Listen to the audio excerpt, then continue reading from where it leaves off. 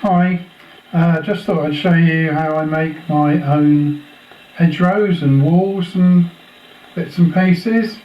Basically using scouring pads, which is a well-known way of doing it. I buy the industrial ones, which are slightly longer.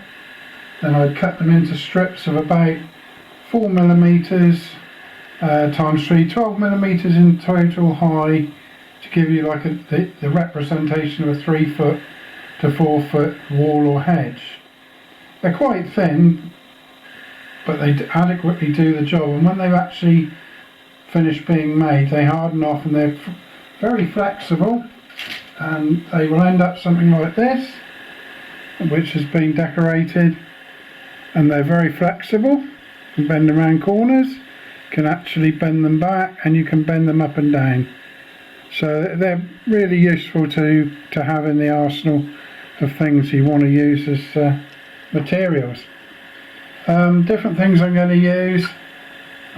On the hedges I use like a light flock, quite a thin one, and then I've also used a slightly coarser one, so I've done two kinds of hedges at the back, which are over there and over there. And with the walls, I tend to use a fine, on the sides of the walls I use a fine ballast, probably N-gauge ballast in a grey, and then as you can see from these here, I've been working my way forward, dressing the tops of them with a harsher ballast, which is a bit like that one. It's a three-stage process, so you lay them down and you cover the first side, cover the back side, then stand them upright on something, polystyrene, or as I got some expanding foam stuff here, and then you can just dress the tops and let them dry, and then weather them and put material on as and with what you need really. I'm putting a very light dusting across the tops of greenery. Some I'll leave plain, some I've sculptured out a bit, cutting with scissors after I've cut the strips, and using neat PVA, not diluted. It sits better, gives everything a chance to really take. It takes probably a day to do each side, so it's 3 days in total drying time if they're indoors. Outside at the moment it could be anything up to days because it's so cold and damp, unfortunately. That's about it. Thank you for watching this little demo, and I will be back with something else. Hi, welcome back. Just a bit of an add-on because I didn't really cover the hedges in the last clip. Using the same method, using scouring pads, same height, same width, and you can obviously alter the height and the width if you want to. You can cut them in half. The hedges are done in a similar way, 3 processes, one side dry, two side dry, and the top dry. On this end I've done the front one here.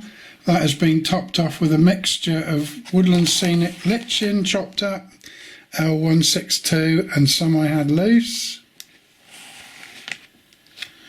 And we move on to the second one here, which is this one here, which has been topped off with coarse turf, which again is Woodland Scenic T65. And finally, the one on the end here is a Javis mix.